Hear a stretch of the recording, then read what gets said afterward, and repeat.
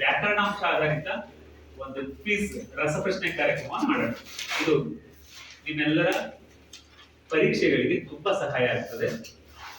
ಇದರಲ್ಲಿ ಬರುವಂತ ಪ್ರಶ್ನೆಗಳ ಹಾಗೆ ನೋಟ್ ಮಾಡ್ಕೊಳ್ತಾ ಹೋಗಿ ಅದನ್ನ ಹಾಗೆ ಮುಂದುವರಿಸ್ತಾ ಹೋಗೋಣ.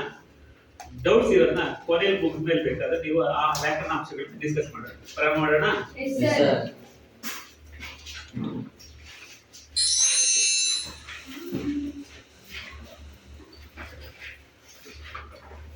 ನಿಮ್ಮ ಜೀವನದ ಬಗ್ಗೆ ಒಂದು ಮಾಹಿತಿ ಇದೆ, ಸುಮ್ಮನೆ ಓದ್ಕೊಳ್ತಾ ಇರೋದು. ನಿಮ್ಮ ವಿದ್ಯಾರ್ಥಿ ಜೀವನದ ಮಹತ್ವದ ತಿರುವು ನಿಮ್ಮ ಮುಂದಿದೆ. ಅದಕ್ಕಾಗಿ ನೀವು ಯೋಜನಾಬದ್ಧವಾಗಿ ಸಿದ್ಧತೆ ಮಾಡಿಕೊಳ್ಳಬೇಕಿದೆ. ನಿಮ್ಮ ಓದು, ನಿಮ್ಮ ಶ್ರಮ ನಿಮಗೆ ಹೇಗೆ ಫಲ ಕೊಡುತ್ತದೆ ಎಂಬುದು ನೀವು ಪರೀಕ್ಷೆಯಲ್ಲಿ ಯಾವ ರೀತಿ ಉತ್ತರಿಸುವಿರಿ ಎಂಬುದನ್ನು ಆಧರಿಸಿದೆ. ಆದ್ದರಿಂದ ನೀವು ಎಷ್ಟು ಚೆನ್ನಾಗಿ ಓದಿರುವಿರಿ ಎನ್ನುವುದರ ಜೊತೆಗೆ ಎಷ್ಟು ನಿಖರವಾಗಿ, ಸ್ಪಷ್ಟವಾಗಿ ಮತ್ತು ಶುದ್ಧವಾಗಿ ಬರೆಯುವಿರಿ ಎನ್ನುವುದೇ ಅತಿ ಮುಖ್ಯ. ನಿಮ್ಮ ಪರೀಕ್ಷಾ ಸಿದ್ಧತೆ ಬಗ್ಗೆ ನಿಮಗಾಗಿ ಇಲ್ಲಿ ಕೆಲವು ಸಲಹೆಗಳಿವೆ ನೋಡಿ.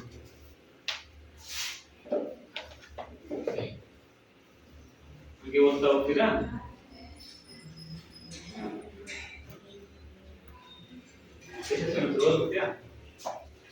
ಹೀಗಿರಲಿ ನಿಮ್ಮ ಪರೀಕ್ಷಾ ಸಿದ್ಧತೆ. ಓದಿನಲ್ಲಿ ಆಸಕ್ತಿ, ಸಾಧಿಸುವ ಛಲ ಮತ್ತು ಆತ್ಮವಿಶ್ವಾಸಗಳನ್ನು ಬೆಳೆಸಿಕೊಳ್ಳುತ್ತದೆ. ಓದುವ ಮೊದಲು ನಿಮ್ಮ ಮನಸ್ಸನ್ನು ಶಾಂತ ಸ್ಥಿತಿಗೆ ತಂದುಕೊಳ್ಳಲು ಕನಿಷ್ಠ 10 ನಿಮಿಷಗಳಷ್ಟು ಧ್ಯಾನ ಮಾಡಿ ಅಥವಾ ಮೌನವಾಗಿ ಕುಳಿತುಕೊಂಡು ದೀರ್ಘ ಉಸಿರಾಟ ಮಾಡಿ ನಂತರ ಓದಲು ಪ್ರಾರಂಭಿಸಿ. ಪ್ರತಿ ನಿಮಿಷದಲ್ಲೂ ನಿಮಗೆ ಕಷ್ಟವೆನಿಸುವ ಅಂಶಗಳನ್ನು ಪಟ್ಟಿ ಮಾಡಿಕೊಂಡು ಸಾಧ್ಯವಾದಷ್ಟು ಸಲ ಅಭ್ಯಾಸ ಮಾಡಿ ಖಚಿತಪಡಿಸಿಕೊಳ್ಳಿ. ಶಿಕ್ಷಕರು ಹೇಳಿರುವ ಅತಿ ಮುಖ್ಯವೆನಿಸುವ ಅಂಶಗಳನ್ನು ಕಿರು ಪುಸ್ತಕದಲ್ಲಿ ಬರೆದಿಟ್ಟುಕೊಂಡು ಸಮಯ ಸಿಕ್ಕಾಗಲೆಲ್ಲ ಓದಿರಿ, ಬರೆಯಿರಿ ಮತ್ತು ಮನನ ಮಾಡಿಕೊಳ್ಳಿ. ನಿಮ್ಮ ಕೈ ಬರವಣಿಗೆಯು ಅಂದವಾಗಿಲ್ಲದಿದ್ದಲ್ಲಿ ಪ್ರತಿನಿತ್ಯ ಕನಿಷ್ಠ ಒಂದು ಪುಟದಷ್ಟು ನಿಮ್ಮ ಪರೀಕ್ಷೆಗೆ ಮುಖ್ಯವೆನಿಸುವ ಅಂಶಗಳನ್ನು ನಿಧಾನವಾಗಿ ಆಸಕ್ತಿಯಿಂದ ಬರೆಯಿರಿ. ನೀವು ಕಲಿತ ವಿಷಯವನ್ನು ನಿಮ್ಮ ಸ್ನೇಹಿತರೊಡನೆ ಹಂಚಿಕೊಳ್ಳಿ. ಇದರಿಂದ ನಿಮ್ಮ ಉತ್ತರಿಸುವ ಕೌಶಲ್ಯ ಮತ್ತು ನಿಖರತೆ ಹೆಚ್ಚಾಗುತ್ತದೆ. ನೀವು ನಿಮಗೆ ಅರ್ಥವಾಗದ ಮತ್ತು ಕಠಿಣವೆನಿಸುವ ಅಂಶಗಳನ್ನು ಸುಲಭವಾಗಿ ಅರ್ಥೈಸಿಕೊಳ್ಳುವ ಮತ್ತು ನೆನಪಿನಲ್ಲಿಟ್ಟುಕೊಳ್ಳುವ ಮಾರ್ಗಗಳನ್ನು ಶಿಕ್ಷಕರಿಂದ ಕೇಳಿ ತಿಳಿದುಕೊಳ್ಳಿ. ಇದೊಂದು ಪರೀಕ್ಷಾ ಮಾರ್ಗದರ್ಶನ. ನೀವು ಪರೀಕ್ಷೆಯಲ್ಲಿ ಹೇಗೆ ಬರೀಬೇಕು, ಹೇಗೆ ನೀವು ಪರೀಕ್ಷೆ ಬಗ್ಗೆ ಕೆಲವು ಮಾಹಿತಿಗಳನ್ನು ಕೊಟ್ಟಿದ್ದೆ, ಅದನ್ನು ಫಾಲೋ ಮಾಡ್ತೀರಾ ಅಂತ ನಂಬಿಕೆ ಇದೆ. ಓಕೆ, ಈಗ ಪ್ರಶ್ನೆ ಬಂದಾಗ ಮೊದಲೇ ಗ್ರೂಪ್ಗೆ ಮೊದಲ ಪ್ರಶ್ನೆ ಬರುತ್ತೆ. ಭಾಗವಹಿಸಬೇಕು ಅನ್ನೋದನ್ನ ನಾನು ನೋಡ್ಕೊತಾ ಹೋಗಿ.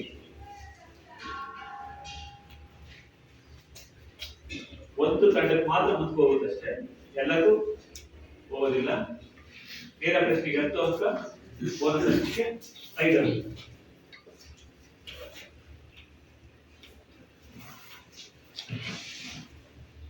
ಮೊದಲ ಸುತ್ತು ಸಂಧಿಗಳ ಸುತ್ತು. ಮೊದಲ ತಂಡಕ್ಕೆ ಮೊದಲ ಪ್ರಶ್ನೆ. ಎಲ್ಲ ಸ್ಪರ್ಧಿಗಳಿಗೂ ಶುಭ ಹಾರೈಕೆಗಳು. ಸಮಯ ಕೂಡ ಓಡ್ತಾ ಇರ್ತದೆ. 30 ಸೆಕೆಂಡ್ ಒಳಗಡೆ ಮೊದಲ ತಂಡದವರು ಯಾವ ಆನ್ಸರ್ ಹೇಳ್ತೀರೋ ನಾನು ಕ್ಲಿಕ್ ಮಾಡ್ತೀನಿ. 30 ಸೆಕೆಂಡ್ ಒಳಗಡೆ ಟೈಮ್ ಓಡ್ತಾ ಇರೋದು ನೋಡಿ.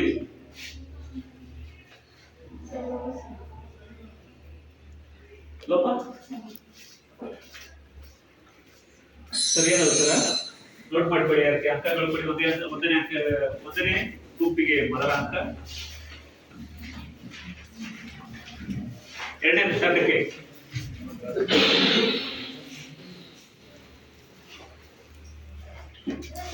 ಎರಡನೇ ತಂಡದವರು ಆನ್ಸರ್ ಹೇಳಿ.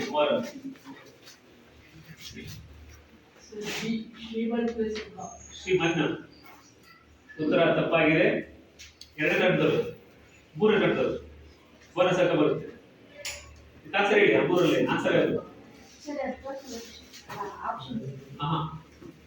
ನೋಡ್ಕೊಂಡಿಲ್ಲ ಅಂತ ಅರ್ಥ. ನೀವು ಅಂಕ ಇಲ್ಲ. ಸರಿ ಉತ್ತರ ನೋಡೋಣ. ಯಾರು ಹೇಳ್ತೀರಾ ಸರಿ ಉತ್ತರ? ಮಾರ್ಕ್ಸ್ ಇಲ್ಲ. ಶ್ರೀಮತ್ ಪ್ಲಸ್ ಮಹಾ. ಶ್ರೀಮತ್ ಪ್ಲಸ್ ಮಹಾ ಯಾವ ಸಂಧಿ ಇದು? ಅನುನಾಸಿಕ ಸಂಧಿ. ಯಾರು ಹೇಳ್ತಾರೆ? ಮೂರನೇ ಕಡೆ ನೇರ ಪ್ರಶ್ನೆ ಇದು.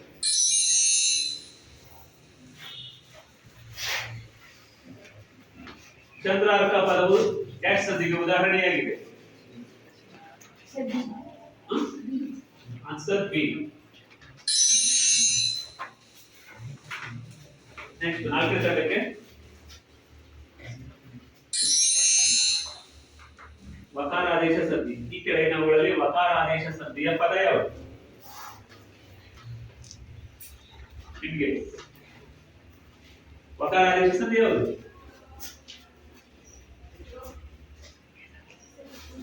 Option C. ಉತ್ತರ ಸರಿಯಾಗಿದೆ. ಕೈ ಪ್ಲಸ್ ಬಿಡಿದು ಕೈ ಬಿಡಿದು ವಕಾರಾದೇಶ ಸಂಧಿ. ಮಂಡಲೇಶ್ವರ ಪದವನ್ನು ಬಿಡಿಸಿ ಬರೆದಾಗ ಆಗುವ ರೂಪ. 5 ತರದವರು ಆಪ್ಷನ್ ಆಪ್ಷನ್ ಡಿ. ಮಂಡಲ ಪ್ಲಸ್ ಈಶ್ವರ. ಉತ್ತರ ಸರಿಯಾಗಿದೆ. ಯಾವ ಸತಿ ಇದು? ಸತಿ ಯಾವುದು? ಗುಣ ಸತಿ. Very good. 6ನೇ ತರದವರಿಗೆ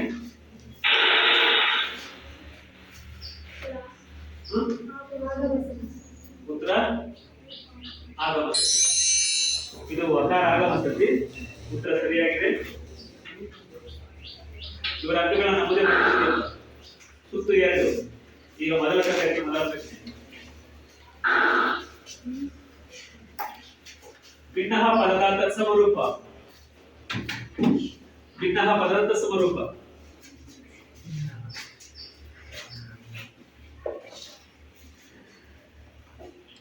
option A B C D ಯಾವುದು? ಬಿ ಇದು. ಉತ್ತರ ತಪ್ಪಾಗಿದೆ. ನೆಕ್ಸ್ಟ್ ಉತ್ತರ ಹೇಳ್ತೀರಾ? ಏನಪ್ಪ? ಸರಿಯಾದ ಉತ್ತರ ವಿಜ್ಞಾಪನೆ. 2ನೇ ಕ್ರಮದ್ದು ಸ್ಥಾನ ಪದದ ತತ್ಸಮ ರೂಪ. ಆಪ್ಷನ್ ಇದಾ? ಉತ್ತರ ಸರಿಯಾಗಿದೆ.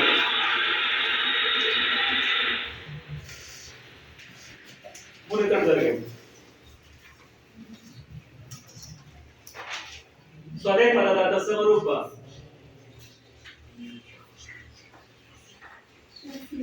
Option C.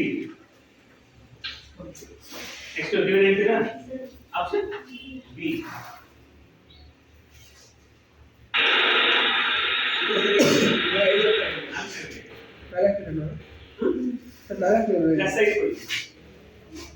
ಆರ್ಯ ಪದದ ತತ್ವ ರೂಪ ನಿಮಗೆ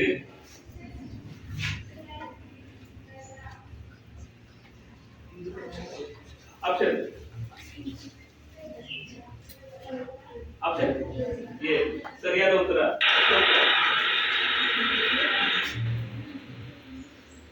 5ನೇ ತಂಡದವರಿಗೆ ವರ್ಷ ಪದದ ತತ್ವ ರೂಪ. ಆಪ್ಷನ್ ಯಾವುದು? ಬಿ. ಉತ್ತರ ಸರಿಯಾಗಿದೆ. ವರುಷ. ದೇಸೆ ಪದದ ತತ್ಸಮ ರೂಪ.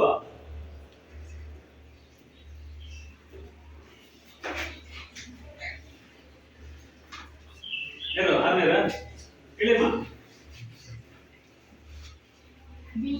Option B.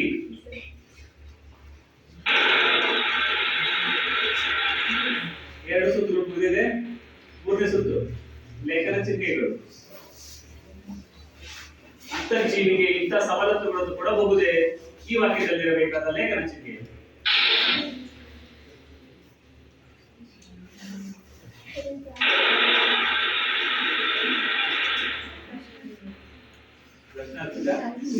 ಆನ್ಸರ್ ಹೇಳಿಲ್ಲ. ನಾವು ಏನ್ ಮಾಡ್ದ ತಿಳ್ಕೊಳ್ಳಿ.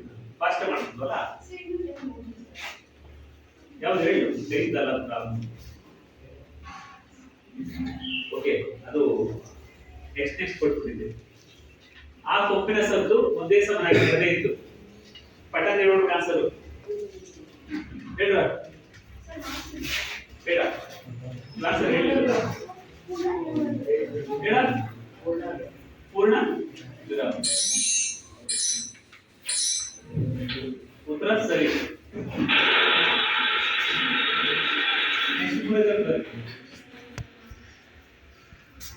ಆತ್ಮಾನ ಸರ್ವಭೂತೇಷು ಸರ್ವಭೂತಾನಿ ಆತ್ಮನಿ. ಈ ವಾಕ್ಯದಲ್ಲಿರಬೇಕಾದ ಲೇಖನ ಚಿಹ್ನೆ.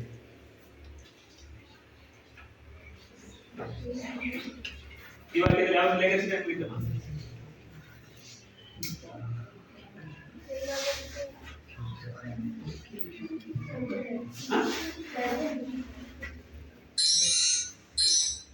ಉತ್ತರ ವಾಕ್ಯ ಉತ್ತರ ತಪ್ಪಾಗಿದೆ.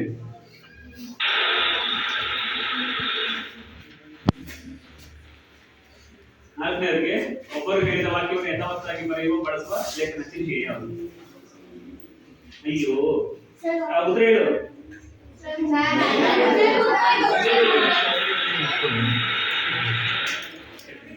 ಐದನೇದು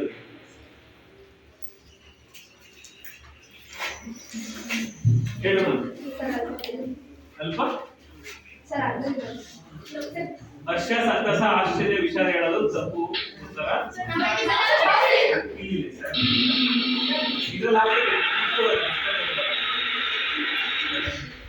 ಭಾವಸೂಚನೆ ಯಾಕೆ ಹೋಗಲ್ಲ ಅಂದ್ರೆ ಇದು ಆಪ್ಷನ್ ಅದಷ್ಟೇ ನೀತಾ ಹೋಗ್ತದೆ. ಆರನೇ ಘಟ್ಟದವರೆಗೆ ಒಂದು ಅಭಿಪ್ರಾಯದ ವಿವರಣೆ ಮುಂದೆ ತಿಳಿಸಿದಂತೆ ಇದೆ ಎಂದು ತೋರಿಸುವಲ್ಲಿ ಸಂದರ್ಭದಲ್ಲಿ ಬಳಸುವ ಲೇಖನ ಚಿಹ್ನೆ.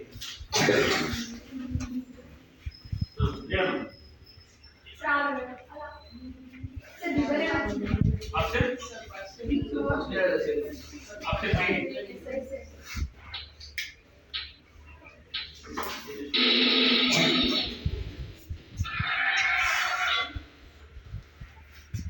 ಸುತ್ತು 4. ಇದು ಕೂಡ ಟೈಮ್ ತಗೊಳ್ಳಲ್ಲ, ತಟ್ ಅಂತ ಹೇಳಬೇಕು.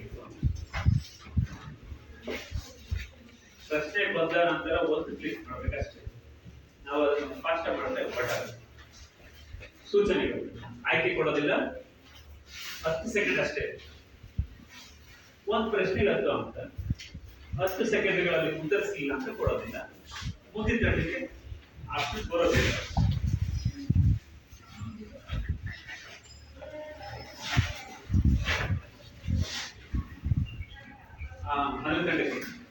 ಒಂದು ಪದವು ಒಂದು ಅದಕ್ಕಿಂತ ಹೆಚ್ಚು ಅಂತ ಕೊಡೋದು. ಬಟನ್ ನೀವು ಓದಬೇಕು, ಬಟನ್ ಹೇಳಬೇಕು.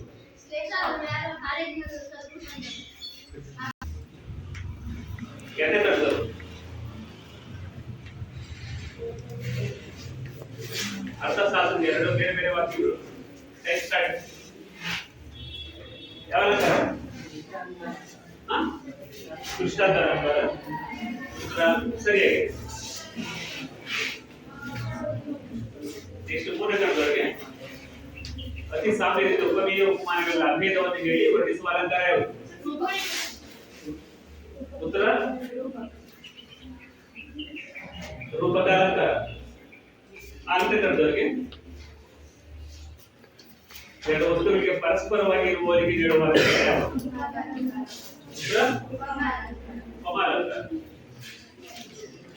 ಉತ್ತರ ಸರಿಯಾಗಿದೆ. 5ನೇ ಘಟ್ಟದವರೆಗೆ ಒಂದು ವಿಶೇಷ ವಾಕ್ಯವನ್ನು ಸಾಮಾನ್ಯ ವಾಕ್ಯದಿಂದ ಅಥವಾ ಸಾಮಾನ್ಯ ವಾಕ್ಯವನ್ನು ವಿಶೇಷ ವಾಕ್ಯದಿಂದ ಅರ್ಥಾಂತರ ನ್ಯಾಸ ಅಲಂಕಾರ. ಉತ್ತರ ಸರಿಯಾಗಿದೆ.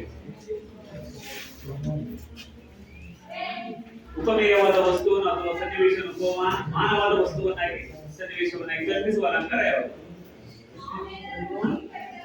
ಸರಿ. ಉತ್ತರ ಶ್ಲೇಷ ಅಲಂಕಾರ. ಉತ್ತರ ತಪ್ಪಾಗಿದೆ. ಉತ್ಪ್ರೇಕ್ಷ ಅಲಂಕಾರ. ಇಲ್ಲಿ ಈಗ ಒಂದು ಸರಿ ಹೊಂದಿಸಿ ಬರೆಯುವಂಥದ್ದು. ಸುತ್ತು 5 ಹೊಂದಿಸಿ ಬರೆಯುವ ಟೈಮಲ್ಲಿ ಇರುತ್ತೆ. ನೀವು ಯಾವ ಕ್ಲಿಕ್ ಹೇಳ್ತೀರ ಅದನ್ನ ಹೊಡೆದ್ರೆ ಅಲ್ಲಿ ಸೇರ್ಕೊಳ್ತಾ ಹೋಗುತ್ತೆ ಉತ್ತರದಲ್ಲಿ. ನೀವು ತಪ್ಪು ಹೇಳಿದ್ರೆ ತಪ್ಪಾಗುತ್ತೆ. ಒಟ್ಟು 5 ಅಂಶಗಳು ಇರ್ತವೆ. 5 ಹೊಂದಿಸಿ ಬರೆಯುವ ಟೈಮಲ್ಲಿ ಇರ್ತದೆ. ಒಂದೊಂದು ಸರಿ ಹೊಂದಿಸುವಿಕೆಗೆ 10 ಅಂಕ. ತಪ್ಪಾದ್ರೆ ಸರಿಪಡಿಸಕ್ಕೆ ಅವಕಾಶ ಇರಲ್ಲ. 5 ಬಾರಿ ಅಷ್ಟೇ. ಈಗ ಒಂದು ಪ್ರಶ್ನೆ ಬರುತ್ತಲ್ಲ, ಪೂರ್ತಿ ಒಬ್ಬರಿಗೆ ಇರುತ್ತೆ.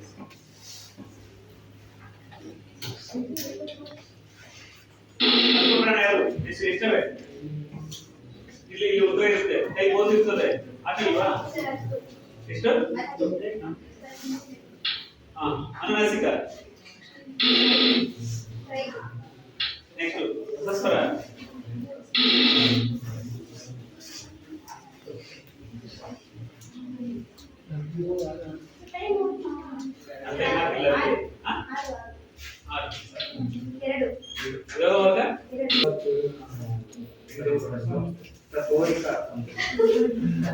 ಹಾ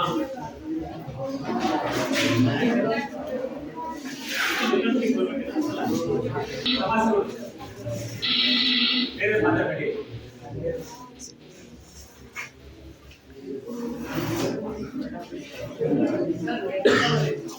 ಒಂದು ತತ್ಪುರುಷ ಸಮಾಸ ಬೇಕಾದ್ರೆ ಅವರೇ ಹೇಳ್ತಾರೆ. ಸರಿಯಾದ ಉತ್ತರ. ನೆಕ್ಸ್ಟ್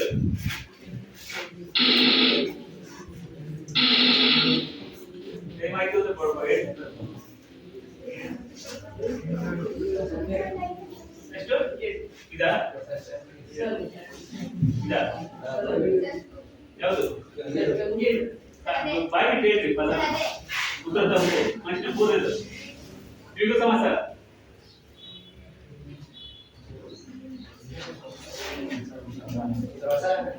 ಹೊಸ ಅಂದ್ರೆ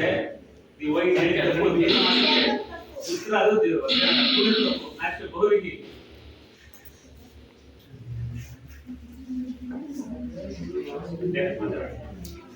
ನೀವು ಡಿಸೈಡ್ ಮಾಡ್ಕೋಬೇಡಿ, ಪಕ್ಕದಲ್ಲಿರೋದು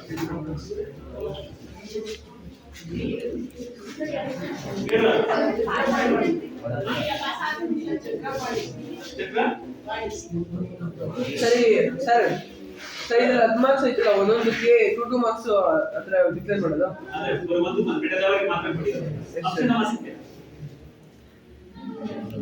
ಅಂದ್ರೆ ಇದು ಹೇಳ್ತಿರೋದು ದ್ವಿಗು ಸಮಾಸಕ್ಕೆ ಹೇಳಬೇಕು. ಸರಿ ಹೇಳಿದ್ರೆ ಮಾತ್ರ ಗೊತ್ತಾಗ್ತಿರುತ್ತೆ. ದ್ವಿಗು ಸಮಾಸಕ್ಕೆ ಹೇಳಬಹುದು. ಕೇಳು ತಪ್ಪು. ದ್ವಿಗು ಸಮಾಸಕ್ಕೆ ಹೇಳಿ.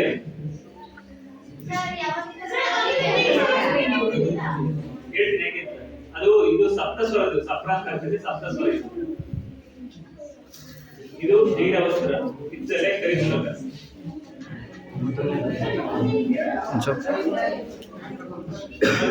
ಆನ್ಸರ್ ಪಟ್ಟನ್ ಹೇಳ್ತಾ ಹೋಗಿ. ಯಾವುದು ಇದು ಸಮಸ್ಯೆ ಕೇಳಿ. ಇದು ಸಪ್ತಸ್ವರ ದೀರ್ಘವಸ್ತ್ರ ಕರಿಸುಲಕ ರಥ. ಯಾವುದು ಸಪ್ತ ನೆಕ್ಸ್ಟ್ ಓಪನ್ ಆಗುತ್ತೆ ಬಹುವಿಧಿಗೆ. ಡೈರೆಕ್ಟ್ ಕರೆಕ್ಟ್ ಆನ್ಸರ್ ಹೇಳಿದ್ರೆ ಮಾತಾಡ್ತಾರೆ ಅವ್ರಿಗೆ ಅರ್ಥ ಕೊಡ್ಬಿಡಿ. ಆಮೇಲೆ ಇಲ್ಲ ಬಹುವಿಧಿಗೆ ಹೇಳೋದು. ಬಹುವಿಧಿಗೆ ಆಯ್ತಲ್ವಾ, ಅಂಶಿಗೆ ಹೇಳ್ಬಿಡು. ಓಕೆ, ಮಾರ್ಕ್ಸ್ ಇಲ್ಲ ಅದಕ್ಕೆ ಆನ್ಸರ್ಗೆ ನೋಡ್ಬಿಡೋಣ ಇಲ್ವಾ. ಬಹುವಿಧಿ ನಾವೇ ಸೆಲೆಕ್ಟ್ ಮಾಡೋಣ. ಮಾರ್ಕ್ಸ್ ಇಲ್ಲ ಯಾರು ಹೇಳಿ. ಬಹುವಿಧಿ ಹೇಳಿ.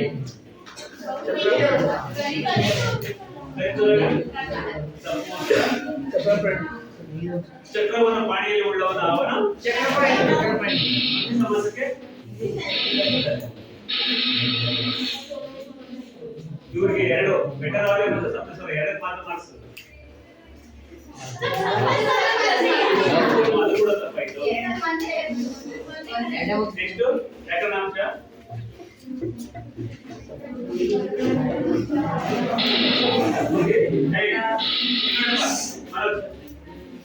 ಸಕರ್ಮಕ ಹೇಳಲ್ಲ ಬೇಗ. ಸಕರ್ಮಕ ಓದಲಿ ತಪ್ಪು. ಸಕರ್ಮಕ ಕೇಳಿ ಆನ್ಸರ್ ಇಲ್ಲ, ಯಾವ್ದಾದ್ರು ಹೇಳ್ಬೋದು ಬೇಗ. ಸಕರ್ಮಕ ಬಿಡುನ ಉತ್ತರ ಸರಿ, ಬಟ್ ಇದಕ್ಕೆ ಮಾರ್ಕ್ಸ್ ಇಲ್ಲ. ಅಕರ್ಮಕ ಹೇಳಿ. ಅಕರ್ಮಕ ಓದಲಿ ಇದಕ್ಕೂ ಕೂಡ ಮಾರ್ಕ್ಸ್ ಇಲ್ಲ. ನೆಕ್ಸ್ಟ್ ಅಕರ್ಮಕ ಹೇಳಮ್ಮ. ಬೇರೆ ಯಾರು ಹೇಳ್ತೀರಾ? ಅಕರ್ಮಕ ಪದ ತಪ್ಪು. ಅಕರ್ಮಕ ಕ್ರಿಯಾಪದ ಮರ್ತ್ಬಿಟ್ಟಿದ್ರೆ ನಾಚು. ವಿದ್ಯಾರ್ಥಕ ಹಾ, ಇದಕ್ಕೆ ಕರೆಕ್ಟ್ ಮಾರ್ಕ್ಸ್ ಕೊಡ್ಬೋದು. ಸಮಾನಾರ್ಥಕ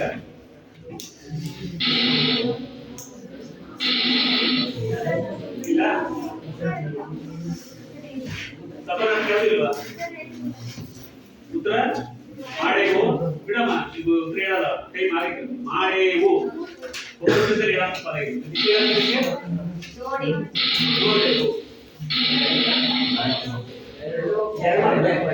ನಾಲ್ಕು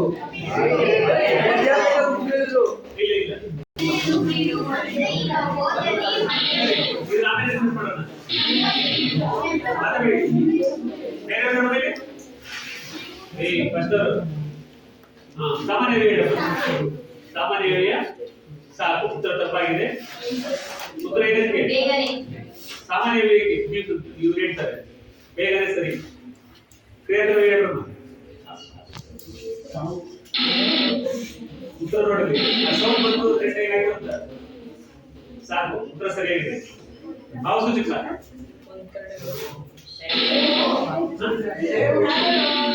ಸರಿ, ಬೇರೆ ಮಾತಾಡಿ. ಸಮಾಧಾನಕ ವಿಷಯ ಯಾವುದು? ಆದ್ದರಿಂದ ಅವಧಾನಾತ್ಮಕ.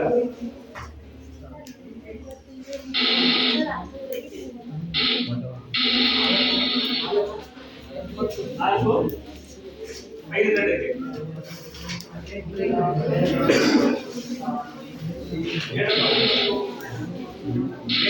ಅರ್ಥ ಮಾಡ್ತಾ ಇದ್ದೀರಾ? ಡಿಸ್ಟರ್ಬ್ ಆಗಿದೆ ಕ್ಲಾಸ್ಗೆ? ಓಕೆ, ಹೇಳಪ್ಪ. ಕರ್ತೃರ್ಥ, ಕರ್ಮಾರ್ಥ, ಷಷ್ಠಿಗೆ ಕರ್ಣಾರ್ಥ. ನೆಕ್ಸ್ಟ್ ಷಷ್ಠಿಗೆ ಹೇಳಿ. ಕ್ಲಾಸಲ್ಲಿ ಇಟ್ಟಿಲ್ಲ, ಅಲ್ಲಿ ಮಾಡಕ್ಕೋಸ್ಕರ ಕೊಟ್ಟಿರೋದು. ಷಷ್ಠಿಗೆ ಯಾವುದು?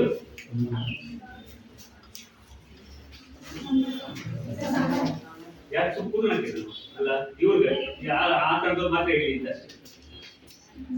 ಸಪ್ತಮಿ ಇವ್ರು ಹೇಳ್ತಾರೆ, ಈ ತರದವ್ರು ಹೇಳ್ತಾರೆ ಸಪ್ತಮಿ. ಸಪ್ತಮಿಗೆ ಉತ್ತರ ಸರಿ. ಚತುರ್ಥಿ ತಪ್ಪು ಉತ್ತರ. ಆನ್ಸರ್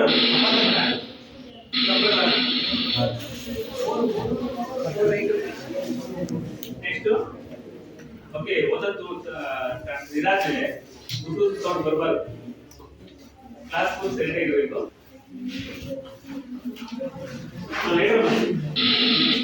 ಉತ್ಪನ್ನ ಮಾತಾಡ್ತಾ ಯಾರು?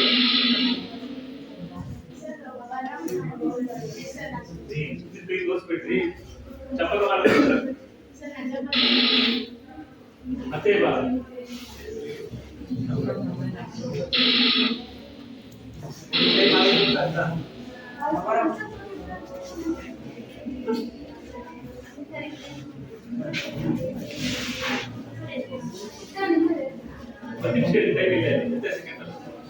Okay, time ಎಷ್ಟಿದು?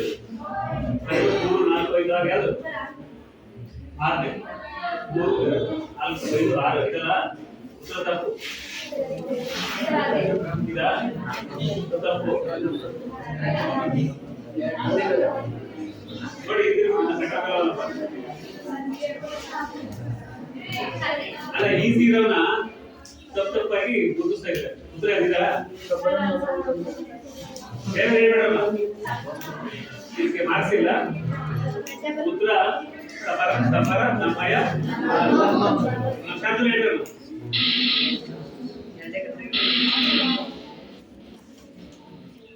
ಯಶಸ್ವಿನಿ ಡಿಸ್ಕಸ್ ಮಾಡಬಾರ್ದು ಹೇಳಿ. ಶಾರ್ದುಲ ಎಷ್ಟಿರುತ್ತೆ ಹೇಳಿ ಸಾಕು.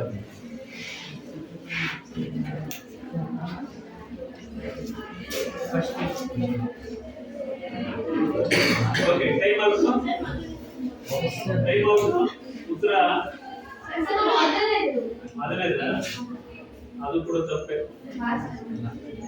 ಅಸಹಜ ಸಕತಂಗು ಶಂಕರ ಕೇಳಿ.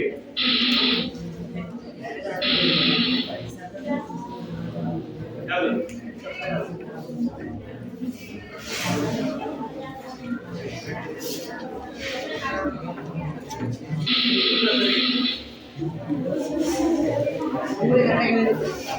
ಓಕೆ, ನೆಕ್ಸ್ಟ್ 6 ಇದೆ.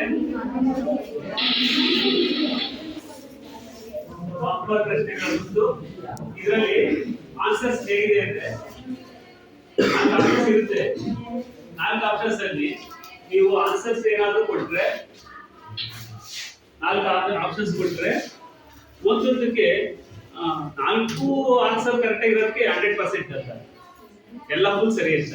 ಏನಾದ್ರು ಆಪ್ಷನ್ ಏನೋ ಯಾವಾಗ ಬೇರೆ ಕೊಡ್ತೀರಾ ಅಂತ ಅದ್ರಲ್ಲಿ ಒಂದು 25% ಮಾತ್ರ ಸರಿ ಇರ್ತದೆ, ಇನ್ನೊಂದು 75% ತಪ್ಪು ಇರ್ತದೆ. ಇನ್ನೊಂದ್ರಲ್ಲಿ 50% ಸರಿ ಉತ್ತರ ಇರ್ತದೆ, ಇನ್ನೊಂದು 50% ತಪ್ಪು ಉತ್ತರ ಇರ್ತದೆ. ಇನ್ನೊಂದ್ರಲ್ಲಿ 75% ಉತ್ತರ ಸರಿ ಇರ್ತದೆ, 25% ಸರಿ ತಪ್ಪು ಇರ್ತದೆ. ಅಂದ್ರೆ 4 ಆಪ್ಷನ್ಸ್ಗಳಲ್ಲಿ ಎಲ್ಲ ಮಿಕ್ಸ್ ಇರ್ತದೆ. ಕರೆಕ್ಟ್ ಆಗಿರೋದು ಯಾವುದೋ ಒಂದ್ರಲ್ಲಿ ಮಾತ್ರ 100% ಇರ್ತದೆ. ಓಕೆನಾ? ಅಕಸ್ಮಾತ್ ನೀವು ಯಾವುದೇ ಆನ್ಸರ್ ಹೇಳಿದ್ರು ಕೂಡ ಉತ್ತರ ಇರ್ತದೆ, ಸರಿಯಾದ ಉತ್ತರ ಇರ್ತದೆ, ಒಂದು ಉತ್ತರ ಸರಿ ಇರಲ್ಲ. ಅರ್ಥ ಆಯ್ತಲ್ಲ? ನೋಡ್ರಿ, ಇಷ್ಟು ಮಾರ್ಕ್ಸ್ ಕೊಡ್ತಾ ಇದ್ರು ಕರೆಕ್ಟ್ ಆಗಿ ಹೇಳಿದ್ವಿ ಮಾತ್ರ ಅರ್ಥ ಆನ್ಸರ್ ಬಿಡಿ. ನೀವು ಕೌಂಟ್ ಮಾಡಕ್ಕೆ ತಪ್ಪಾಗುತ್ತೆ. ನೋಡೋಣ, ಇಲ್ಲಿ ಒಬ್ಬೊಬ್ಬರಿಗೆ ಒಂದೊಂದೇ ಅಂತರ್ಪದಿದ ಲಕ್ಷಣಗಳು. Option A, option B, C, D ಐತೆ. 4ರಲ್ಲಿ ಯಾವುದು ಫುಲ್ ಸರಿ ಇರೋ ಅದನ್ನ ಮಾತ್ರ ಹೇಳಿ. ಫುಲ್ ಸರಿ ಇರೋದು ಮಾತ್ರ ಆನ್ಸರ್ ಮಾಡಿಸ್ಕೊಡ್ತೀವಿ ನಾವು.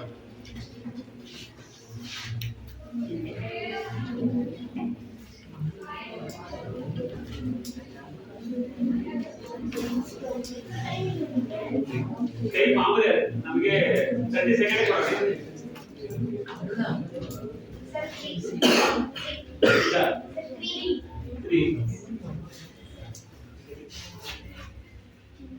ಎಷ್ಟು ಸರಿ ಇರ್ತದೆ ಅಂತ ಬರ್ತಾ ಇದ್ದೀವಿ.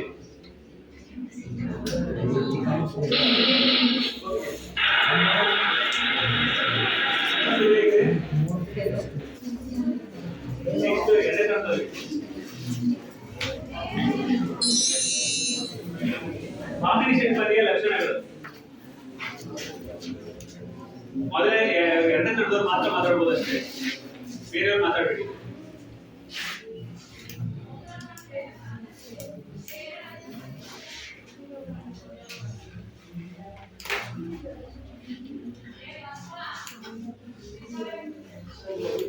ಮೊದಲನೇದು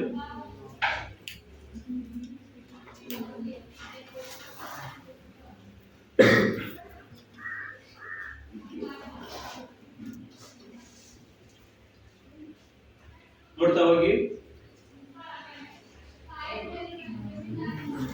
ಉತ್ತರ 100% ಸರಿ.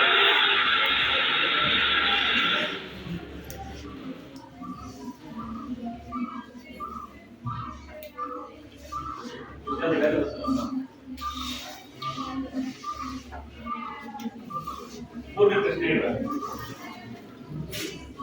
ಈ ವಾಕ್ಯವನ್ನ ಸಮನ್ವಯಗೊಳಿಸಬೇಕು. ಸಮನ್ವಯಗೊಳಿಸಿರುವ ಎಲ್ಲವೂ ಕೂಡ ಹೊರಗಡೆ ಇರ್ತದೆ. ಟೀಚರಿಗೆ ಮಾಡಿದ ಉಪಕಾರ ಹಾವಿಗೆ ಹಾಲೆರದಂತೆ.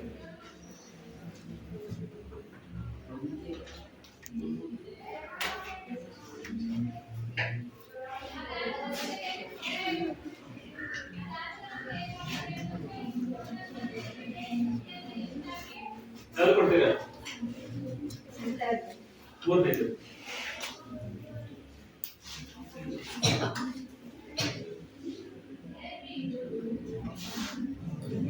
ಉತ್ತರ ಸರಿಯಾಗಿದೆ.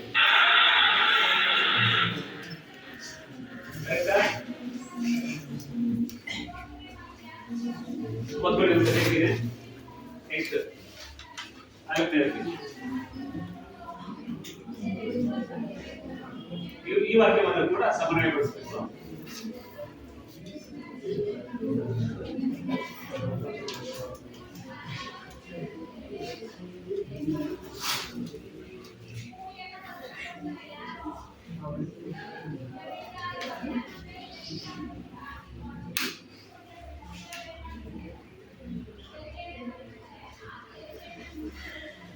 ಹಳ್ಳಿದಿಪ್ಪ ಎಂಬ ಒಡಲ ಕೈಯ ಬಿಕ್ಕಿ ನಿಧಿಗೆ ಕೇಳು ವಿಶ್ವಾಮಿತ್ರ.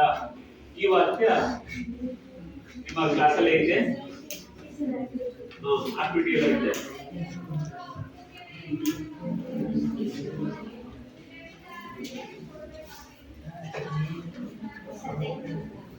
Okay, 10, 20, 8, 7 second. ಆ ಪ್ರಶ್ನೆಗೆ ಎಷ್ಟು ಆನ್ಸರ್ ಕರೆಕ್ಟ್ ಆಗಿದೆ? ಸರಿ.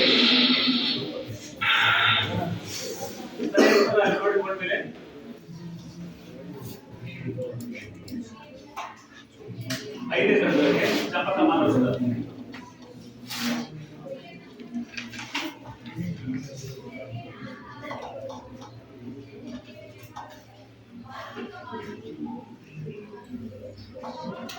ಎಷ್ಟಿದಪ್ಪ?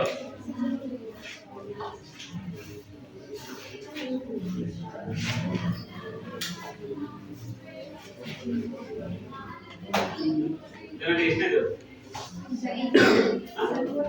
ಮೂರನೇದು.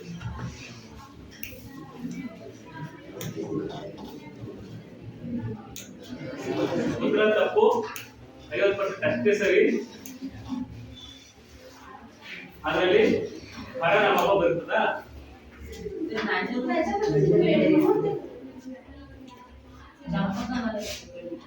ಇರೋ ಪೂರ ಬರುತ್ತೆ ಆನ್ಸರ್. ಅದು ಇಲ್ಲ, ಮೊದಲಿಂದ ಮೂರನೇ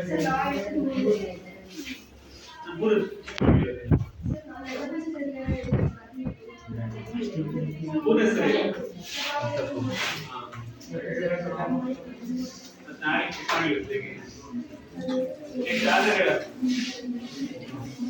ವ್ಯಾವಹಾರಿಕ ಪತ್ರದಲ್ಲಿ ಬರೆಯುವಂತಹ ಅನುಸರಿಸುವ ಕ್ರಮಬದ್ಧ ಸರಿಯಾದ ಆಯ್ಕೆಯು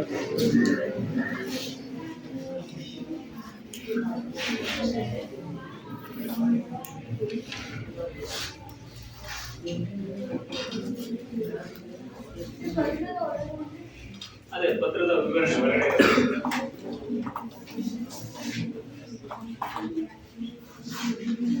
ಯಾವ್ದು ಆನ್ಸರ್ ಬೇಗ?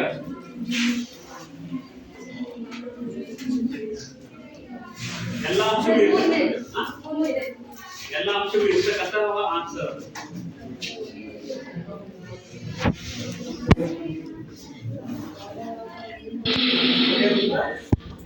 ನೋಡ್ರು ದಿನಾಂಕ ಇರಬೇಕು, ಇದ್ದ ವಿಳಾಸ ಮತ್ತು ಇದರ ಸೌಂಡ್ ಬರ್ತಾ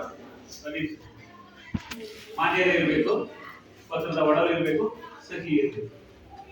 ಎಲ್ಲಾ ಉತ್ತರಗಳನ್ನ ಮುಗಿಸಿದ್ದೀವಿ. ಇದೇ ರೀತಿ ನಾವು ಕಲಿತ